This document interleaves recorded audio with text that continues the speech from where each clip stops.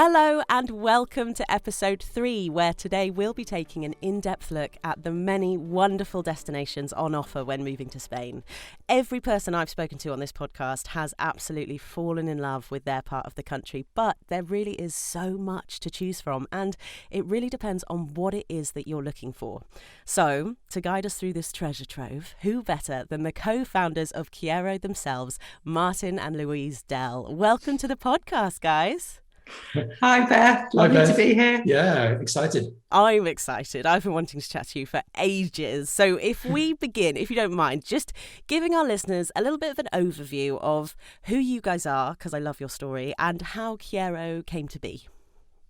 Sure, yeah. So it kind of all started in 2001. We were living in London. We both had corporate jobs. I was working in the City of London. And we were actually just a bit burnt out and we wanted something different. So we rented our house out in London. We bought a clapped out old VW van, camper van, and we drove down to Begur, which is in the Costa Brava in the North Catalonia. And Martin was set up to train as a scuba instructor, as a diving instructor. And we had a wonderful sort of first 6 months, and then it got to the winter and it started to snow. We were like, hang on, this isn't Spain. So we got back in our clapped out old van and we drove straight down south, where the van actually promptly broke down. So we stayed where we were, which was a little seaside fishing village called Almuñeca on the south coast. And we stayed there for about 9 years. Wow. Yeah. Yes, that was. This was the second van, by the way. The first one had burnt down outside our house, so we were pretty determined to get to Spain in a camper van. So, as Louise said, when we ended up in the south of Spain, that was in Almuñeca, and we spent the last 9 years there.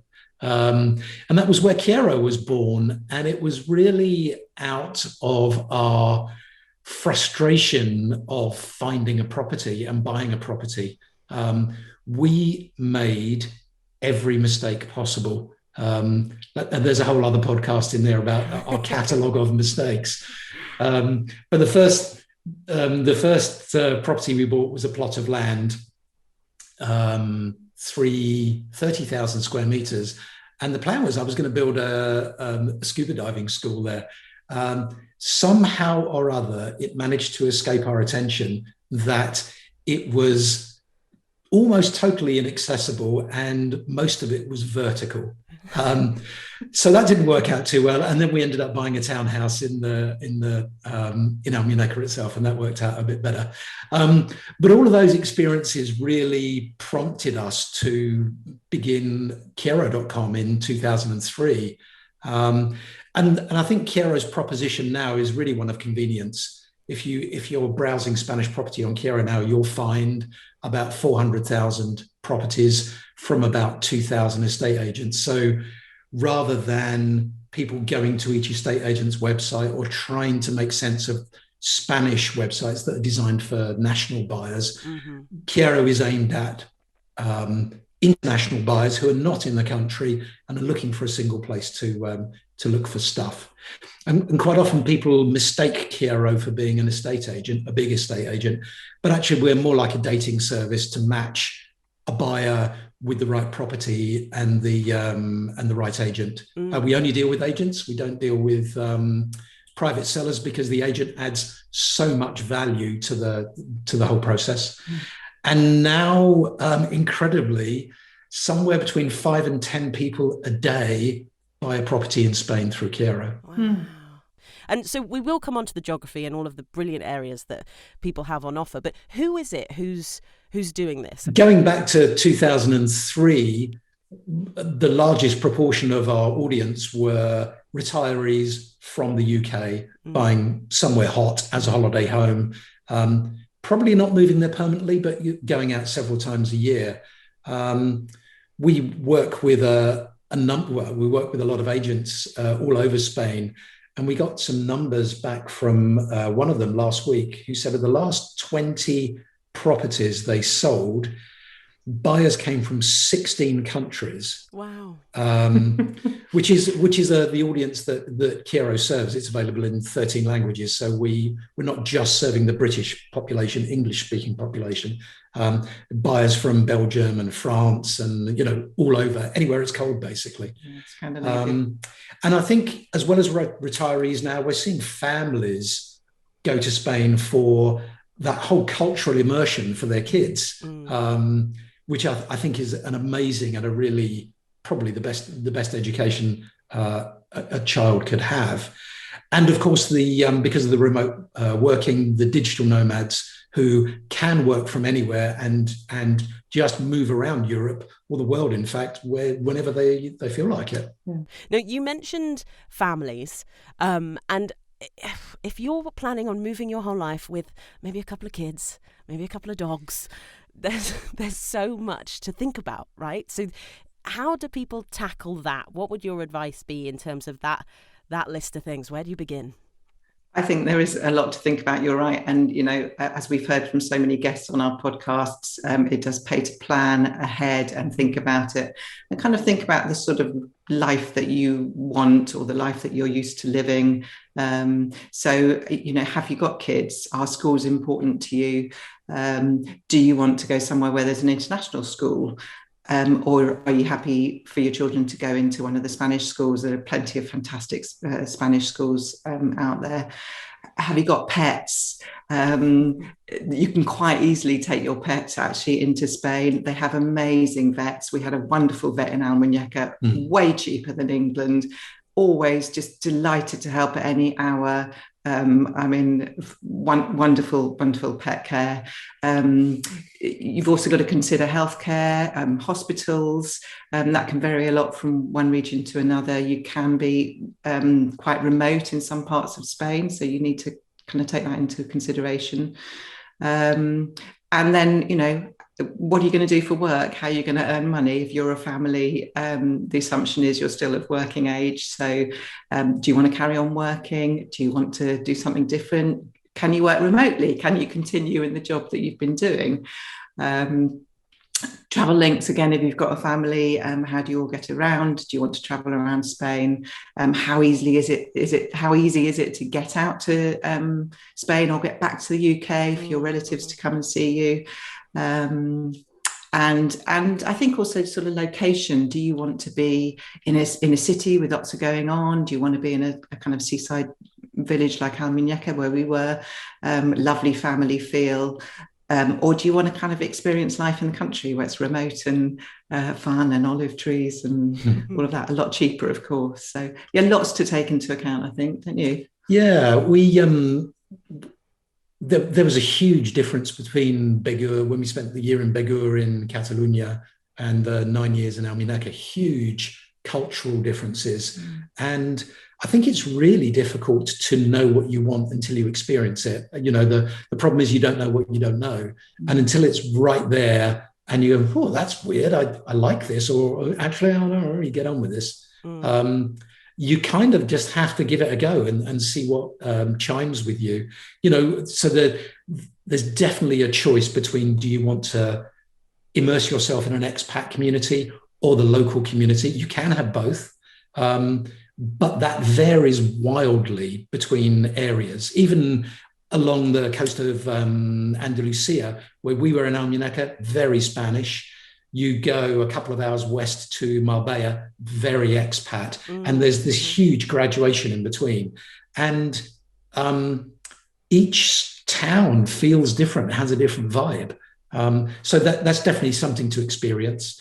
Something we didn't really know is that in Catalonia they speak a different language. Yeah, and they've got a different alphabet, and it pops up on the signs, and yeah, it's really interesting. The individual identities within Spain itself, I always find fascinating.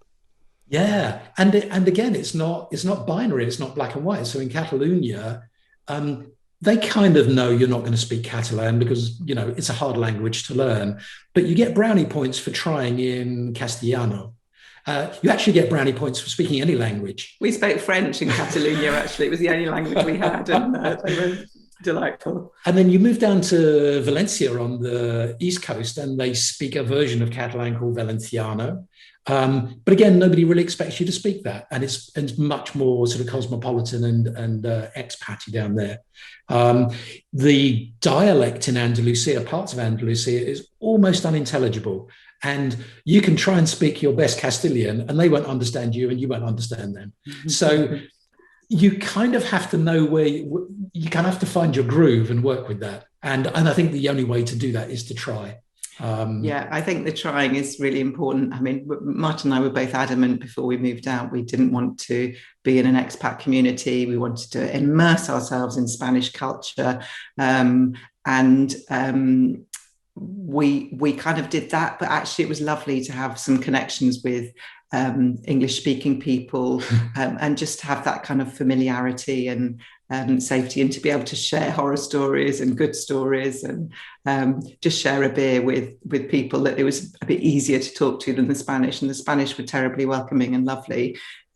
So you can have a bit of both as well, actually, I think is what I'm trying to say. And that flexibility, right? Like just remaining flexible and open, and maybe it's okay if you change your mind and move somewhere else. You know, you guys did a year somewhere and then you shifted, and that's okay, giving yourself that space. Yeah, definitely. And I think that our suggestion really is the only way to know what works for you is to try it out. And the cheapest and easiest way of doing that is to rent. So, you know, take an extended holiday, do an Airbnb for a month, something like that. When you think you found an area, rent there for a while before you purchase. And if you can, rent for an entire year, because places vary by season. You know, Almuneca in the summer is a completely different beast to Almuneca in the winter. And the same with Begur in Catalonia, you know, blazing hot in the summer, beautiful, beautiful destination. And then it snowed in the winter. We didn't know that until we experienced it. So I think you sort of owe it to yourself to get first-hand experience. Yeah, I think also keep an open mind on all of it, all of those things, but also on property type, because, you know, we were adamant we wanted to be in the middle of the country, growing almond trees and having a diving school. And actually we ended up with a modern townhouse in the middle of town, and we loved the convenience, and it was perfect for us. And you mentioned, obviously, at the beginning of this call, that need for technology and that new trust in technology and digital nomads who are connecting everywhere they go, and they need a laptop and they need to plug in, and that's how they want to work. With that in mind, do you need to consider the geography of where you go? Are there going to be better places for people who need higher connectivity? Good question. A while ago, I would have said yes. But actually, right now we're recording this over our mobile link. We don't have a landline at home anymore. We have just a 4G connection, and it works brilliantly. So much better and cheaper than our old fixed line link. So I think right now, if you go and visit Spain and you take your mobile phone and you've got a good 4G signal, you're sorted. They tend to have really good 4G as well. I mean, we were walking the Santiago de Compostela, the Camino, a couple of years ago, and we were in what felt like the middle of absolutely nowhere, and we had amazing 4G signal. Yeah. So, but yes, there are certainly some towns and locations that are better set up for. Some of them have free Wi-Fi, and some of them are better set up. Obviously, the cities. Yeah, when we were when we started Kyero in 2003, it was really, really hard to get a broadband connection, and really, really difficult to get a reliable one. Broadband was only really worth having in the larger cities, and because of the geography of Spain, it's such a big country. They didn't really bother rolling out fixed line broadband to all of the rural communities. So they're actually quite pioneering in terms of microwave, wireless, radio. So their mobile connections are probably better than the UK. Yeah, I mean, even way back, we had friends who lived in the campo, you know, in the countryside in the middle of nowhere, no phone line, but they had mobile phone, and they were able to rig up some sort of radio internet connectivity, and that worked for them too. We've done podcast episodes with people who are in the campo, and they just find their own solutions for it. And I was amazed. I think you just have to shift your perspective from what you know to be true in the UK, and exactly. Just the options are there when you know where to look for them. Yeah, definitely. And I think it was last year, the year before, your all of the mobile carriers in Europe changed so that your data allowance could be used anywhere in Europe. Mm-hmm. So it's another great reason for taking a holiday and taking your phone with you and seeing whether the location you want to end up in has got a good mobile data. And if it has, that's it. You just need to find somewhere to rent and you're up and working. So what if I've heard your story and decided that I'm inspired, I'm in my early 30s, and I've decided I want to do some remote working, maybe I want to spend a year, maybe I want to spend longer. Are there specific towns, cities, lively places that I should be looking at? I think there are lots, and there are lots of places that you that you wouldn't consider, you might not have heard of. If more of the better known places in Spain are the Costa Blanca and the Costa del Sol for people going to retire possibly or buy a holiday home. So if you're looking to work remotely, there are some other places that you might not have considered. Somewhere like Valladolid, which is the capital city of Castile and Leon in the northern part of Spain. It's a university town, so it's got a great nightlife if you're in your 30s and you like that sort of thing. Good food and a young vibe. And it's one of the cheaper parts of Spain, Castilla de Leon. You can pick up a country house for about 100,000 euros. Wow, yeah. Not bad, 100,000 pounds, I think. There are high-speed rail links, so you can get into Madrid in an hour and a half, and you can go even to somewhere like Santiago de Compostela, which is about a 4.5-hour train journey away. So that's a good option. Good broadband speeds if you're getting a fixed link, but actually all you need is a great 4G signal, and even Zooming and all of the online stuff works fine over mobile these days. Yeah, another option is somewhere like Cullera, which is smaller, not a major city like Valladolid. It's on the east coast of Valencia, a little bit north of Alicante and Benidorm. It's got amazing beaches, got 11 amazing beaches. Many of them are award-winning, I believe. And it's near things like the wonderful Tomatina Festival Fiesta and Las Fallas, which is a big fiesta in Valencia. And Valencia is an amazing city too. So it's near Valencia with lots of bars, lots going on. And even the beaches there have free open Wi-Fi. It's also got a lot of co-working spaces. So there's quite a business, bit of sort of startup kind of co-working sort of vibe there. Lots of options. And it's cheaper than Barcelona and Madrid. And you can get a high-speed train to Valencia. It's about half an hour away, which is one of my favorite cities in Spain. I think it's got everything. It's like Barcelona, but half price, but full of culture. It's got a Formula One track there. And it was voted Southern Europe's top city to live in 2020. It is beautiful. It's got a real buzz about it as well, Valencia, but not in a kind of overwhelming way. It's very kind of manageable. You can walk around the city. Great food. I don't know whether you said that. I love food. Great tapas. But lots of young people there too. Real mixture. Wonderful place. I mean, there's so much to think about there. So with that in mind, how do you go about deciding where the best places to move are? It's a challenge. It's a nice challenge to have. We've actually only lived in a couple of locations in Spain, but we traveled a lot. One of my favorite travels was actually to the Toledo region. We were photographing the old windmills, the old Don Quixote windmills for a friend. And that was just like another planet, a whole other world. So I think the thing to remember about Spain is it's vast and there's a huge variety.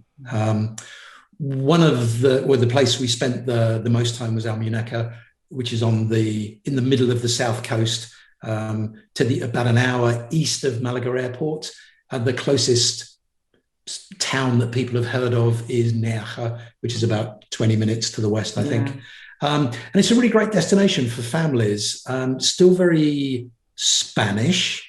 it's got this amazing combination of beach. But if you drive for an hour into the mountains, you could be skiing. So you can literally sunbathe in the morning and ski in the afternoon in the same place. It's mind-boggling, and it's drop dead gorgeous.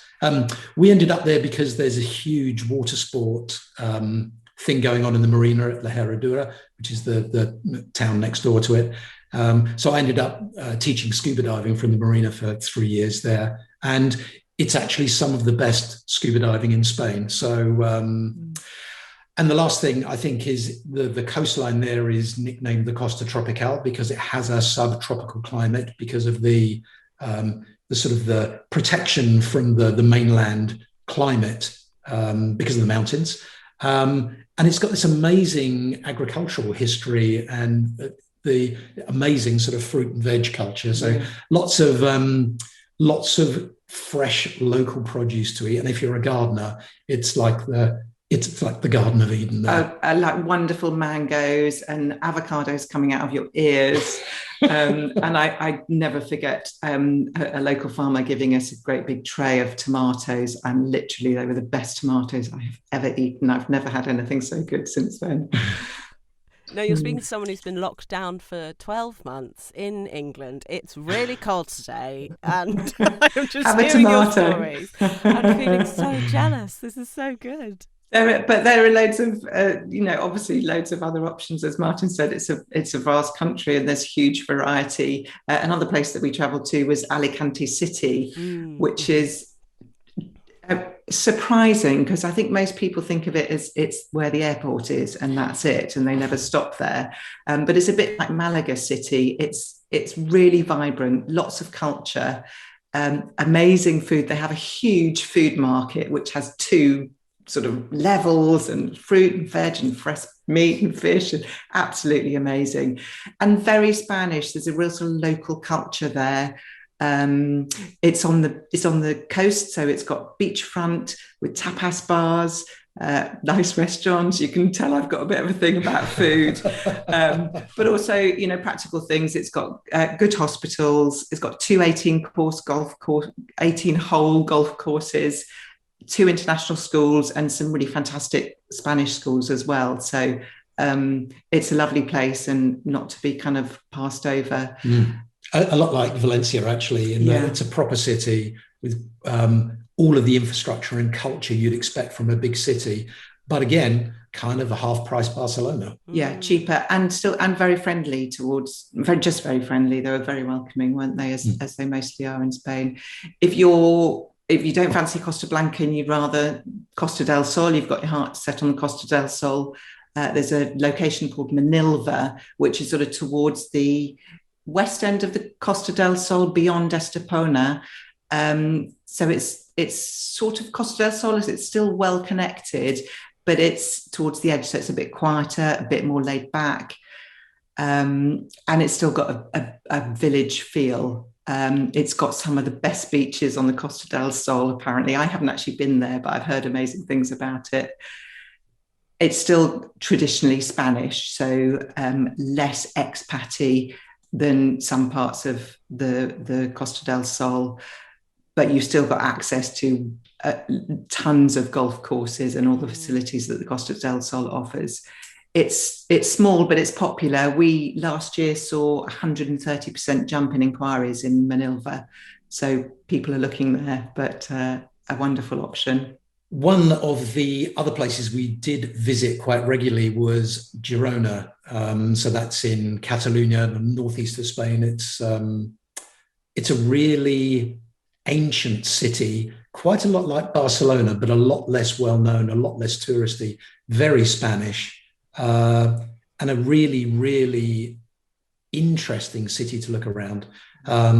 You can be in Barcelona in 40 minutes by train. It's got a couple of airports nearby, so it's pretty well served internationally. And apparently, I'm not a devotee, but apparently it was the location for filming some of Game of Thrones.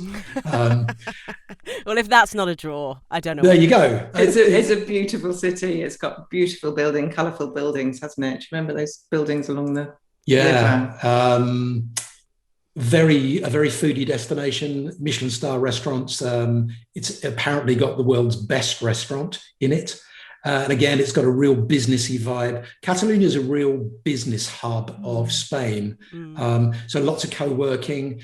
It's very arty. Within a sort of an hour, 90-minute drive from there, you've got Cadaqués, which is the sort of home to Salvador Dali's museum, I think. You can see his house. Yeah, I've been actually, and it's incredible. Okay. Like, this is what I was going to say, the culture that you get as well in so many of these places, but just all of these little treasure troves where you find just these nuggets of great cultural experiences as well as everything else that you've mentioned.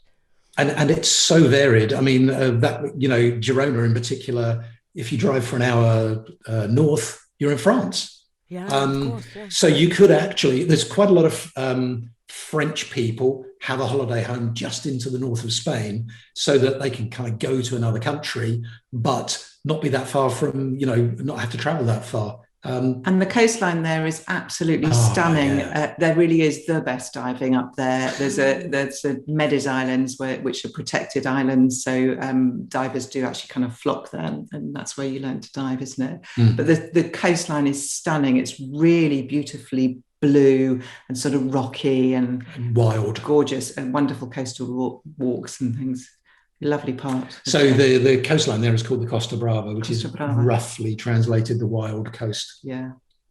It all just sounds amazing. And okay, maybe you don't want a life that's that active, maybe you're a retiree, are there still people flocking to sunnier climes now that they've retired? Is that still something that you see?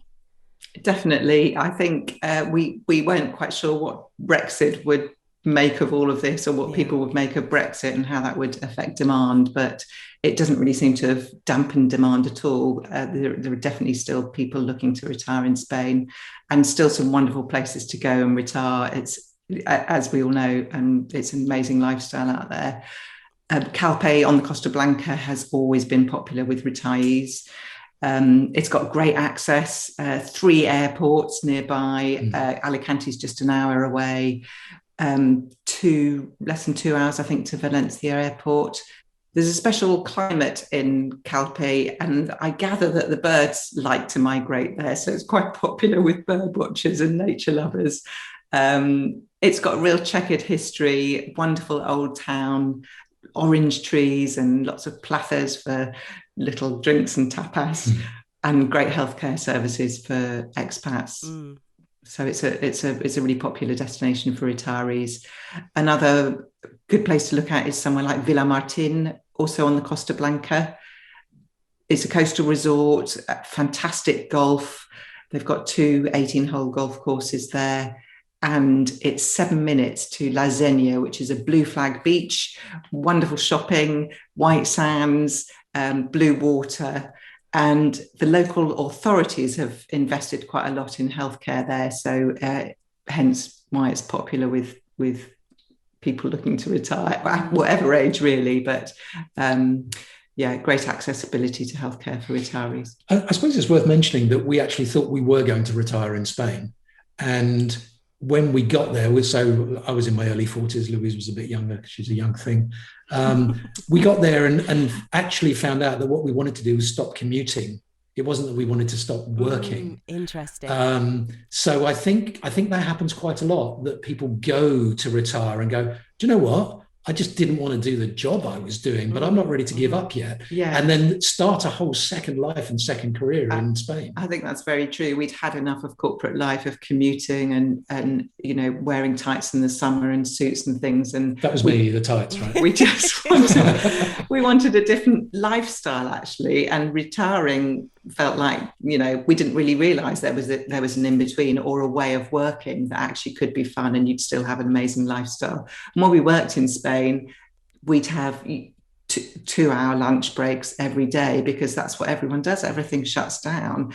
And it was a wonderful way of life, really. It was a different way of working. We still work pretty hard, but Yeah, but just differently. And that's different the repair to the burnout, right, that you were describing. And there's nothing more opposite, I think, than the rat race of central London than getting in a VW camper van and driving and breaking down. Yeah, and ending up in Andalusia, which is, the mañana capital of Spain, I think. Yeah.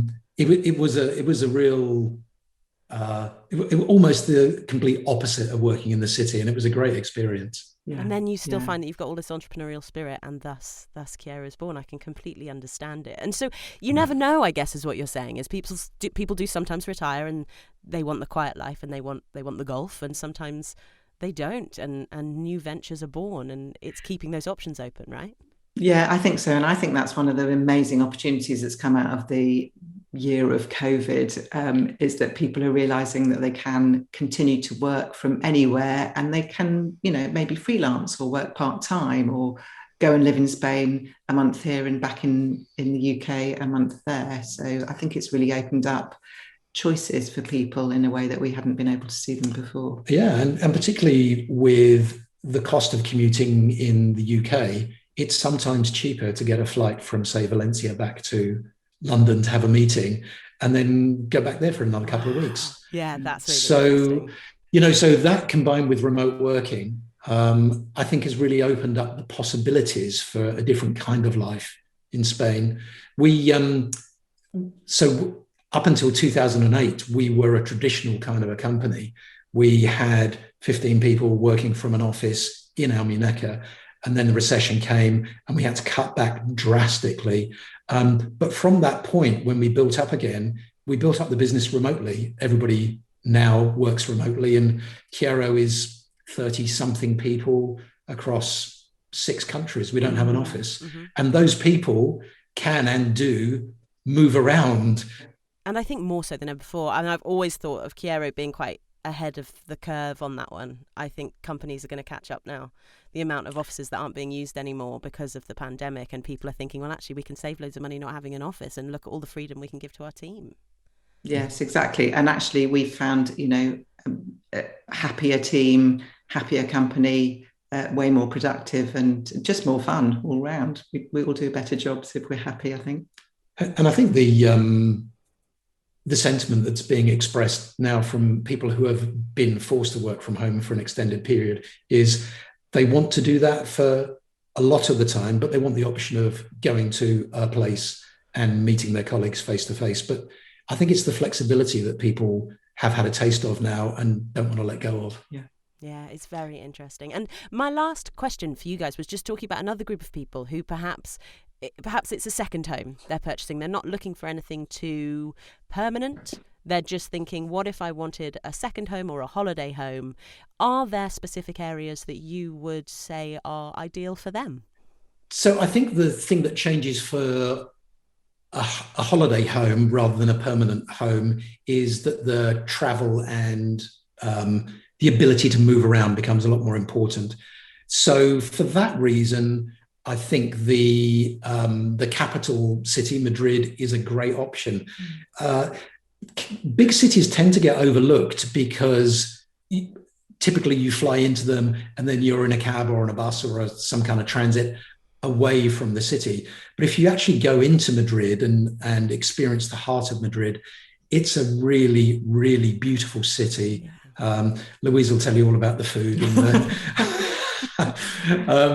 But the architecture is amazing. It feels to me a lot like Paris, but it's a lot cheaper to live there than Paris. And of course, Madrid is one of the cheapest cities to fly into in the whole of Spain. It's got a really cosmopolitan vibe. There's so much to do, and it's really easy to get from Madrid to anywhere else in the country. If you like the idea of a city, but you're not really a city person, you could consider somewhere like Teruel, which is towards the coast. It's sort of east of Madrid in Aragon region. It's actually very vibrant little location, lots of character, and it's one of the cheapest cities in Spain. So it's grown with popularity amongst international buyers, mostly because of the price, but also it's very Spanish. It's quite a foodie place. It's famous for its jamón, It's ham, Yeah. and apparently peaches and truffles, which I didn't know. But yeah, so that's Interesting. Teruel in Aragon, also a nice place. That reminds me of the that shop in Amineca that sold hats and jamon. I Hats and think ham. I think they Two just crucial things in life. just thought, hey, listen, they're quite close to each other in the alphabet. I think there's a shop there. There's a business there. Yeah, yeah. And if you've got a bit more money, somewhere like Moraira, which is on the Costa Blanca, has for a number of years been popular with people, international buyers. It's small, it's sunny, it's beautiful. It's got a whitewashed sort of Pueblo Blanco, and a popular place to retire, particularly amongst the British.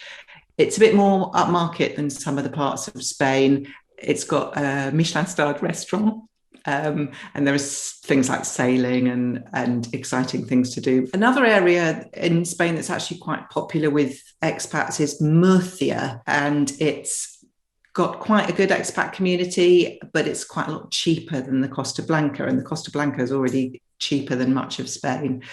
Alhama de Murcia is a nice option if you're looking there. It's had a 26% growth rate, so it's definitely worth a look. Prices are going up now, and it's number 19 in Kyero's trending destinations list. Oh, how interesting. Okay, because it's all of these places that pop up that I know they get rave reviews on the podcast, and it'll just be the odd thing, but I don't know them personally, so it's so nice to just hear your take on it and watch them grow through the stats. Yeah, that's really interesting. Exactly. And they're small places that you might not have heard of, but actually they've got so much to offer. And worth looking at. And easy access. It's got its own airport. Yeah, it's a nice part of Spain, Murcia. Very great climate. Quite a lot like Almeria, quite dry and hot in the summer. Actually quite dry and hot in the winter too. And still very Spanish though. I think one of the things we should mention is that there's a whole research side of Kyero that many people don't discover. If you Google Kyero data, you will find a whole other website where we pulled together information about house prices, government data, climate, population, expat population. It's a great place to go and do your research and go, actually, I think that place might be a good place to go and head for, have a little extended holiday and see if I like it. Yeah, we've also done some nice videos about different towns and locations. So you can watch a brief video which gives you an overview, say, of Alicante province or Costa Blanca as an area or particular towns. And that's just a nice way of you getting a feel for what the area is like climate-wise. What does it look like? What are property prices like? So, lots of information. Especially this year, where actually maybe getting there is more difficult than it has ever been. Another really nice part of Spain is Galicia. We went on a holiday to Galicia a long time ago, and they lost our luggage, but I won't go into that. There's a place called A Coruña, which is in Galicia, which is north of Spain, so a lot less discovered than the famous costas like the Costa Blanca and the Costa del Sol. There's a high-speed train link that goes from Madrid to Santiago de Compostela and also A Coruña. There's a great beach scene. It's a bit colder than down south, but great surf apparently. I'm not a surfer, but lots of waves up there and amazing food. The north part of Spain is really well known for its food quality, amazing restaurants, some of the best seafood in Europe up there. And it's more popular with the Spanish, so it's a bit less touristy. It can be a bit more rainy, but it's also very beautiful, very natural, some wonderful natural parks, scenery, countryside. Even you get wild horses roaming up there. So it just shows how kind of remote it is, but it's a beautiful part. And it's just less than 2 hours from the Portuguese border. And actually superb broadband, 28% higher broadband speed than the national average up in A Coruña. So that's so interesting. You're looking to work remotely and you're a young dude and you like surfing, A Coruña is your place. Oh man, it's a lot like Cornwall, isn't it? very similar kind of climate sort of, to Cornwall, quite similar landscape as well. Sort of Celtic vibe almost, but but rougher coast, but beautiful beaches and big waves, and again, great food. And along the coast to Cantabria towards Bilbao, stunning scenery. Yeah, we did a cycling holiday up there actually, and that was amazing. Some quite steep hills at times, but it was beautiful, and I remember it really fondly. And the last place I want to talk about is down in the southwest near Cadiz is a place called Chiclana de la Frontera. Very, very authentic Spain. They do have a small British and German community down there, but mainly it's very Spanish. It's relatively undiscovered by foreign buyers as yet. So if you're looking for somewhere really Spanish, Cadiz is amazing. Rick Stein did a program on Cadiz, and he spent a weekend there, and the food was fantastic. But also there's amazing history in Cadiz. It's a fishing town. You can see the fish come in fresh.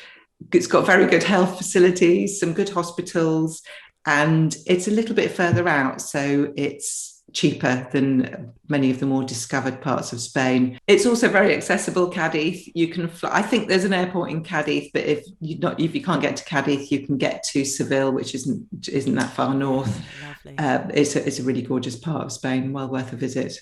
Well, there we go. You heard it here first. Lots of little secret gems. I think my final question for you guys, and what is just coming through in every single one of your answers, other than the love of food, which is clearly very, very apparent, it's just your love of the country and just your love of all of these options, and they all have something unique about them, and they all have brilliant things to offer depending on what vibes with the people who are looking. But is there anywhere that has your heart personally? Is there anywhere that just for you is the epitome of Spain and it's absolutely where you want to be, whether now or once you retire or whatever it is?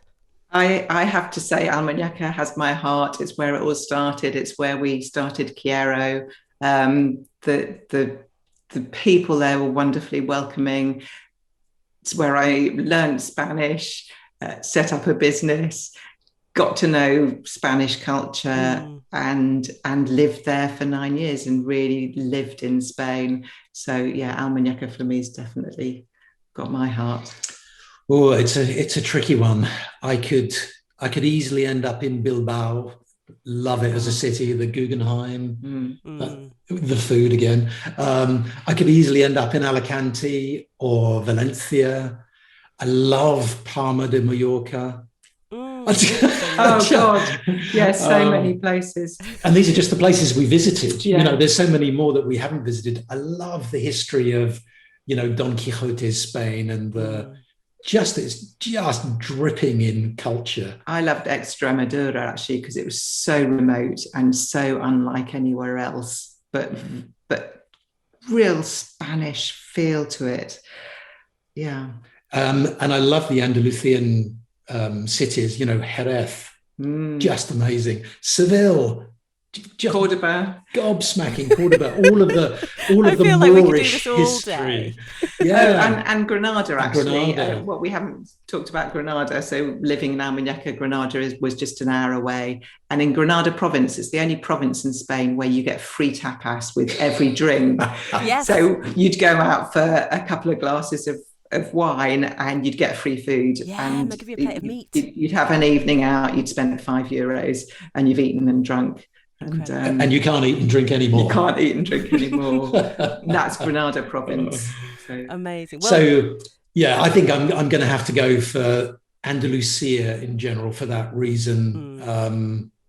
There's just such a huge variety of places there. Yeah.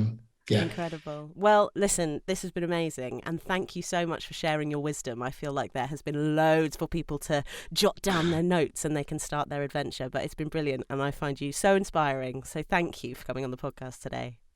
Thank you, Beth. Thanks, Beth. Thanks for being the voice of Kyero. It's been great fun.